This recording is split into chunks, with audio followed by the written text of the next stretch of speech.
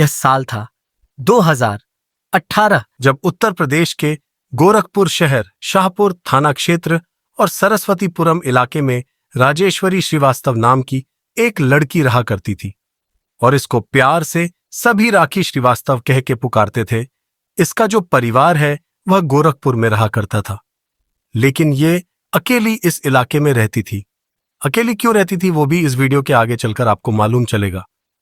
और यहीं पर इसके पड़ोस में एक और परिवार रहता था जो वैसे तो बिहार से बिलोंग करता था, और उस परिवार में अक्सर एक लड़का आया करता था जिसका नाम था मनीष सिन्हा। ये जो मनीष सिन्हा है ये बिहार के गया डिस्ट्रिक्ट का रहने वाला था और डिफेंस में ये जॉब करता था, और अक्सर ये अपने रिलेटिव के पास शाहपुर थाना क्षेत्र सरस्वतीपुर में आया करता था, और अक्सर जो राखी श्रीवास्तव है वो भी इसे देखा करती थी। अब ऐसे ही देखते हुए इन दोनों में दोस्ती हो जाती है और ये दोस्ती बहुत जल्दी प्यार में बदल जाती है, और उसके बाद ये दोनों शादी करने का फैसला कर लेते हैं। लेकिन जो राखी श्रीवास्तव होती है वह मनीष को कहती है कि मेरे घर वाले शादी के लिए कभी भी राजी नहीं होंगे, तो हम दोनों मिलकर कोर्ट मैरिज कर लेते हैं और उसके बाद मैं तुम्हारे साथ तुम्हारे घर चलूंगी। और ऐसा ही वो लोग करते हैं। मनीष और राखी दोनों कोर्ट मैरिज कर लेते हैं। कोर्ट मैरिज करने के बाद जो मनीष है वो राखी को अपने घर बिहार के गया डिस्ट्रिक्ट लेकर जाता है। परिवार में वो बहुत अच्छे से एडजस्ट हो जाती है और जो मनीष है वो भी अपनी ड्यूटी पर वापस चला जाता है। लेकिन कुछ दिनों के बाद मनीष अपनी ड्यूटी से छुट्टी लेकर वापस आता है और वो प्लान बनाता है कि अपनी बीवी के साथ कहीं घूमने जाएगा, यानी कि वो हनीमून पर जाने का प्लान बनाते हैं, और इसी के चलते वो नेपाल जाने का डिसाइड करते हैं। और 1 जून 2018 को अब मनीष और राखी दोनों फ्लाइट के माध्यम से नेपाल जाते हैं। वहां पर 3 दिन का स्टे थी उन्होंने प्लान किया था। वो घूमते फिरते हैं, काफी मौज मस्ती करते हैं, और उसके बाद 3 जून की शाम को वापस आने की फ्लाइट थी। तो मनीष अपनी बीवी राखी से कहता है कि सामान पैक कर लो, हमें वापस जाना है। लेकिन राखी वापस जाने से मना कर देती है। वो मनीष को कहती है कि अभी मुझे यहां पर और घूमना है, मुझे और भी जगह देखनी है, तो तुम वापस चले जाओ, मैं बाद में आ जाऊंगी। क्योंकि राखी पहले भी अकेली ही रहा करती थी, वो इंडिपेंडेंट थी, होशियार भी थी, तो मनीष को लगता है कि उसको अकेले यहां रहने में कोई दिक्कत नहीं है। और क्योंकि मनीष को वापस अपनी ड्यूटी पर भी जाना था, तो मनीष 3 जून 2018 की शाम की फ्लाइट लेकर वापस आ जाता है और अपनी ड्यूटी चला जाता है। लेकिन जो राख श्रीवास्तव है वो वहीं पर रुक जाती है। अब अगले दिन यानी कि 4 जून 2018 को मनीष सुबह अपनी वाइफ को कॉल करता है। उनकी बात होती है और हाल चाल पूछकर वो फोन रख देता है। 4 तारीख की शाम को भी मनीष अपनी वाइफ को कॉल करता है, तब भी उसका फोन मिल रहा था, बात हो रही थी। लेकिन जब 5 जून 2018 की सुबह मनीष अपनी बीवी राखी को कॉल करता है तो वो फोन नहीं उठाती है। पहले मनीष को लगता है कि शायद ट्रेवल करके थक गई होगी तो सो रही होगी, लेकिन 5 तारीख की शाम तक वह अपनी बीवी को लगातार कॉल कर रहा था।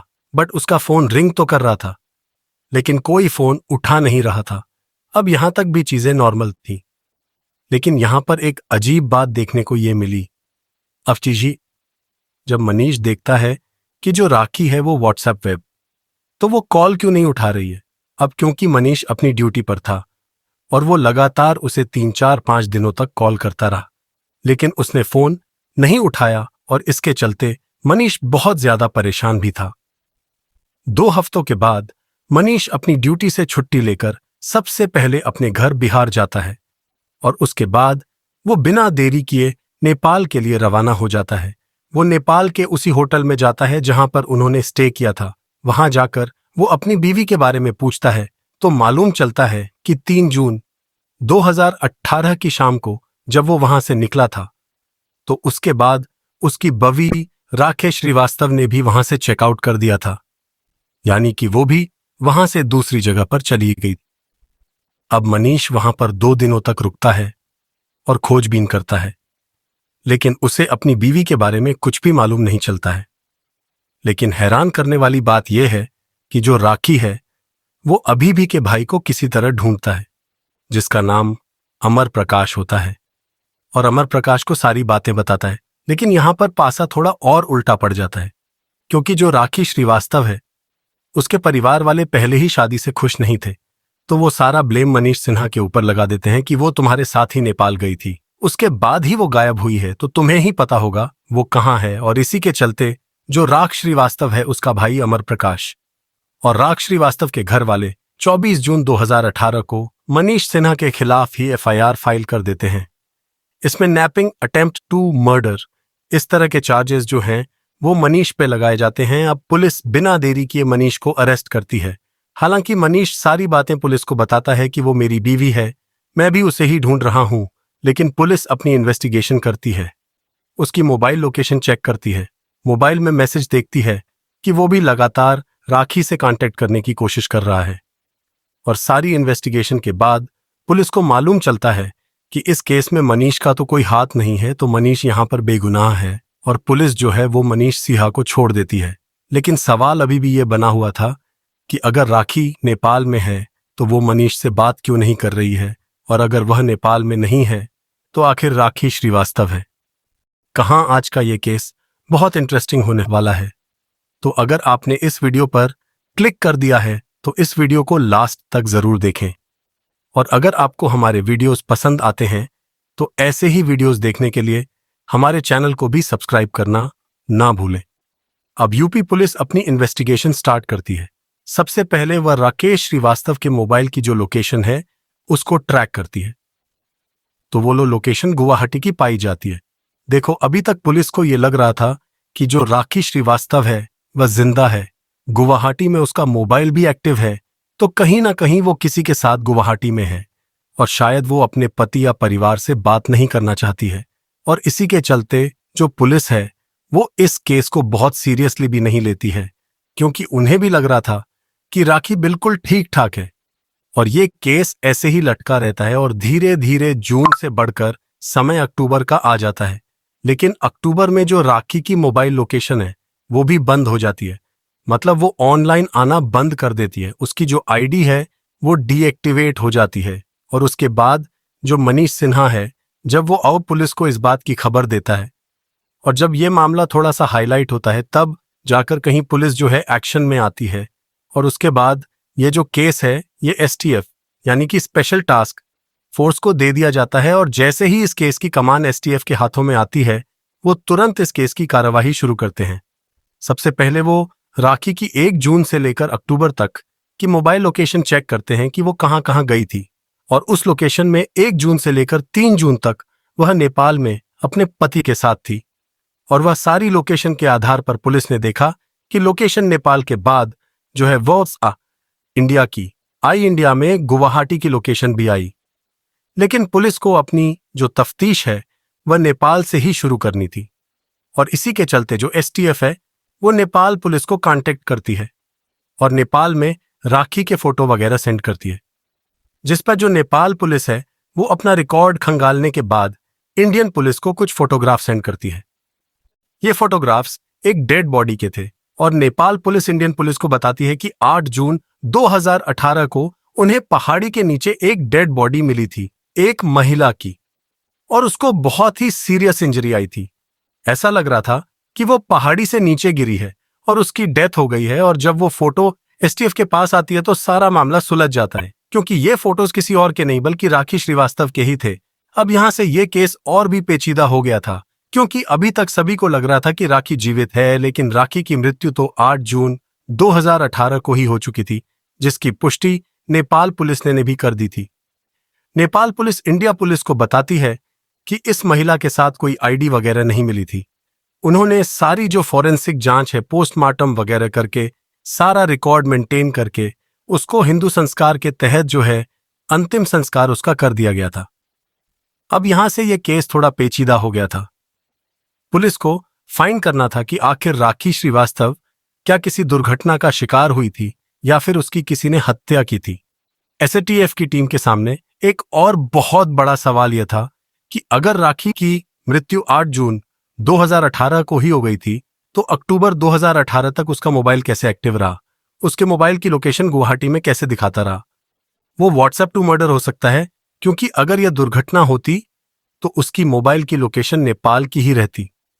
और इसी के चलते एसटीएफ की एक टीम नेपाल जाती है। नेपाल जाकर वो उस होटल में जाकर इन्वेस्टिगेशन करती है जहां पर राकेश श्रीवास्तव और उसका पति रुके थे। सीसीटीवी फुटेज चेक करती है।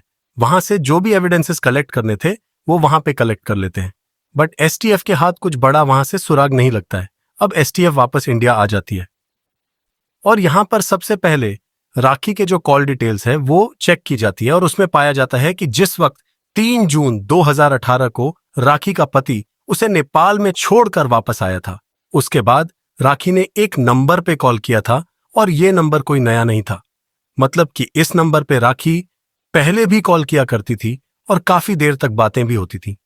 पुलिस बिना देरी किए उस नंबर की जानकारी निकलवा दे और पुलिस को मालूम चलता है कि यह नंबर गोरखपुर के एक जाने माने डॉक्टर डीपी सिंह का है, जिनका पूरा नाम धर्मेंद्र प्रताप सिंह था और आर्यन हॉस्पिटल के नाम से गोरखपुर में इनका एक हॉस्पिटल भी है।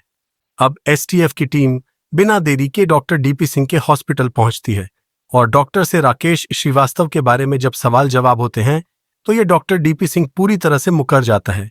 ये कहता है कि मैं राकेश श्रीवास्तव नाम की किसी महिला को नहीं जानता हूं, बट पुलिस समझ गई थी कि डॉक्टर डीपी सिंह कुछ ना कुछ झूठ जरूर बोल रहा है। लेकिन बिना एविडेंस, बिना किसी प्रूफ के डॉक्टर डीपी सिंह को अरेस्ट नहीं किया जा सकता था, क्योंकि वह एक नामी डॉक्टर था, शहर का और काफी पैसे वाला भी था।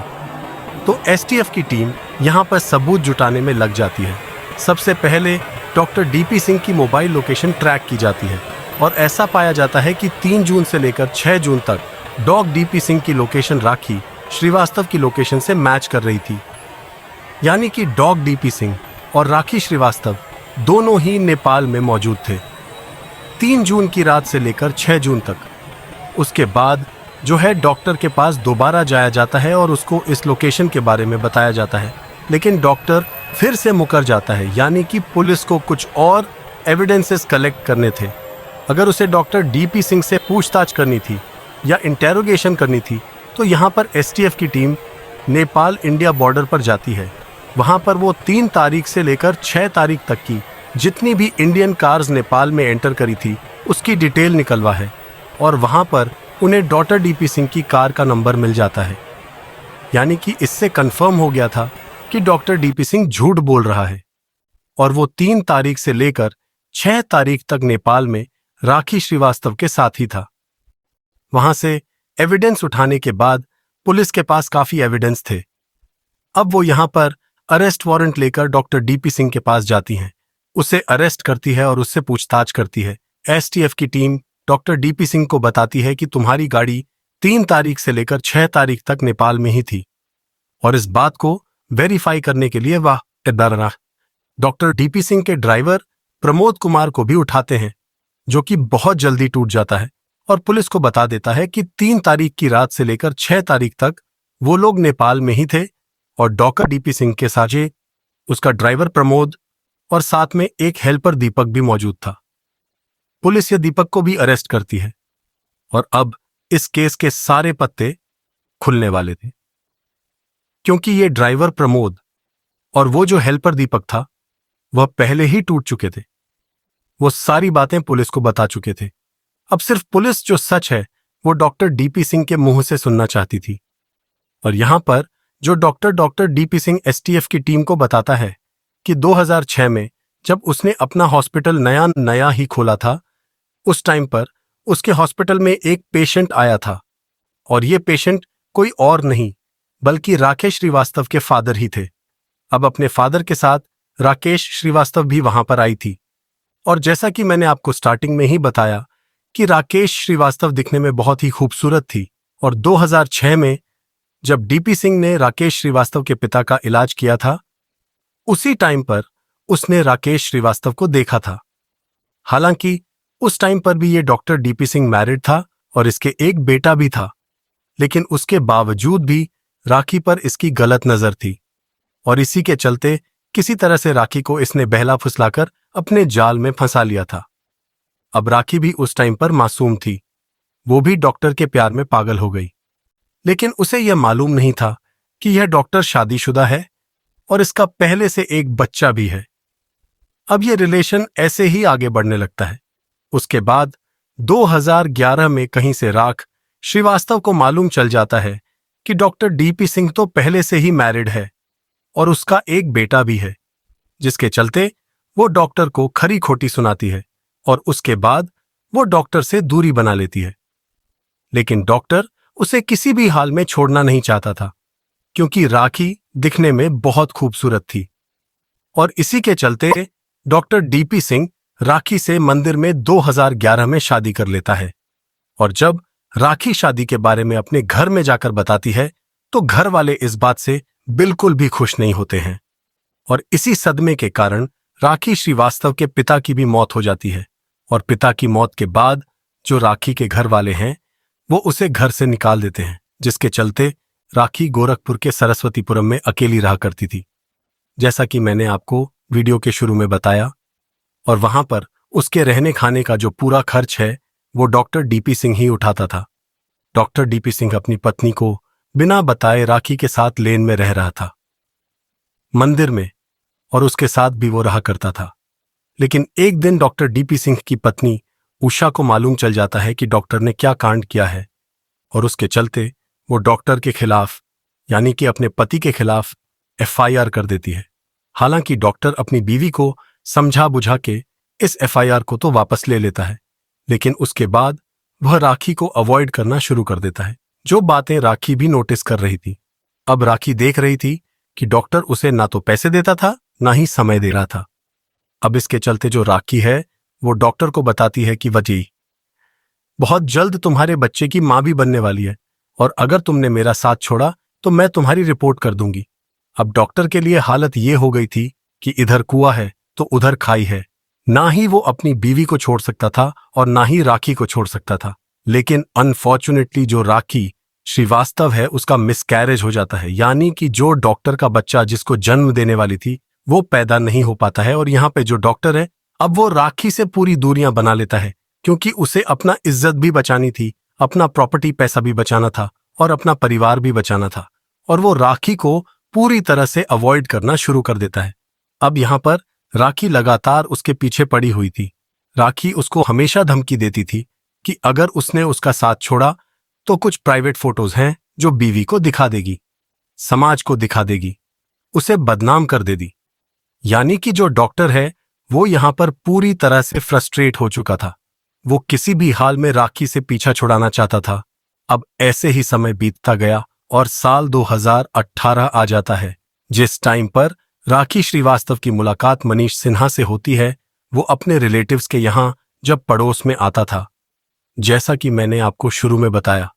और यहां पर जो राख श्रीवास्तव है, क्योंकि उसे पता था कि डॉक्टर अब उसके साथ नहीं रहने वाला है, तो उसको एक साथी की जरूरत थी।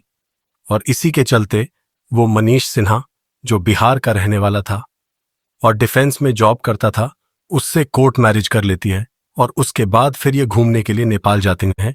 लेकिन 3 जून 2018 को जब मनीष नेपाल से वापस आ जाता है तो राखी वहीं पर रुक जाती है। और वहां पर वो केवल इसलिए रुकी थी क्योंकि वो डॉक्टर को ब्लैकमेल करना चाहती थी और वो डॉक्टर से एक बड़ी रकम लेना चाहती थी, ताकि वो अपनी जिंदगी को आगे मनीष के साथ सेटल कर सके। और इसी के चलते मनीष के जाने के बाद उसने डॉक्टर डीपी सिंह को कॉल किया था और उसे कहा था कि जो सरस्वतीपुरम वाला मकान है, जिसकी कीमत तकरीबन 1 करोड़ थी, वो मकान वो राखी के नाम कर दे। साथ ही कुछ कैश अमाउंट की भी उसने मांग करी थी। अब डॉक्टर यहां पर फ्रस्ट्रेट हो चुका था।